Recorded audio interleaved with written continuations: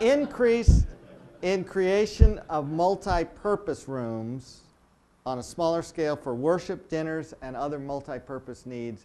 You go into a church, you can almost date the construction or the refurbishment based on walking in the children's wing and seeing, is there a stage? Is there a video camera installed?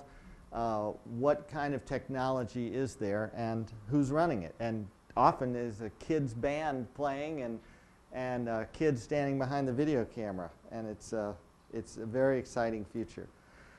Increased emphasis on low maintenance construction. Even the use of nature must carry low maintenance values. There was a time when it seemed like everybody was doing the aquarium thing. Oh yeah, I heard about such and such a church, they had this cool aquarium. And then everybody began to discover the maintenance issues associated with keeping up aquariums. And I haven't seen nearly as many. There's an increased emphasis on more open areas and on the view of many churches as a destination. This was picked up in yesterday's talks, referenced this morning, this Ray Oldenburg's third place idea, that it's somewhere you come to and meet with. This is why churches are having more and more cafes.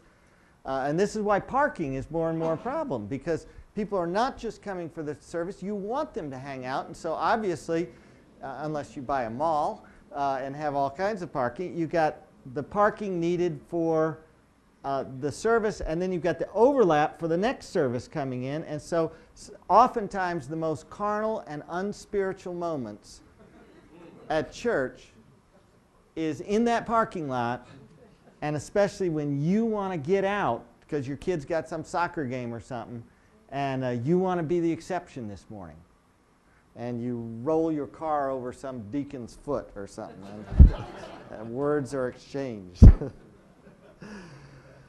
There's an increased desire for room to expand both the parking and the facility, and especially the number of parking exits.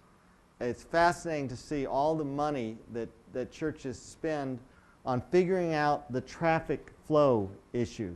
And the bigger the church, the more different exits and strategies you have to think through. And this has all kinds of implications for your design and facilities.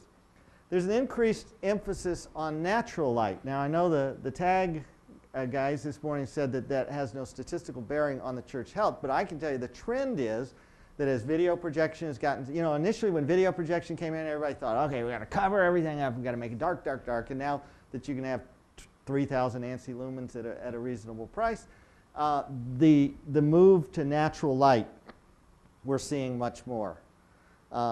Although you have to think about then camera angles and sunlight, where does it come in and so forth. Churches are being more aware of how their facility impacts community perception. They don't want to be known as that rich church on the hill. There was a time when being the most prestigious location in the community was a plus. Now it can be seen as a noose, because the kind of people we want to reach as a church may not be willing to come into our facility or come with us even if invited. So whether it's the outside look of the church, youth and children's space, facility, it all impacts and enhances the outreach and discipleship of a congregation. And then there's the touching on of partnerships with vendors. The idea of, it used to make the newspapers when a church opened a McDonald's or a Starbucks or some kind of chain in it, and nowadays the kiosk idea is almost standard. My church has a cappuccino machine, and we thought that would be really cool, and that's just what people came to expect.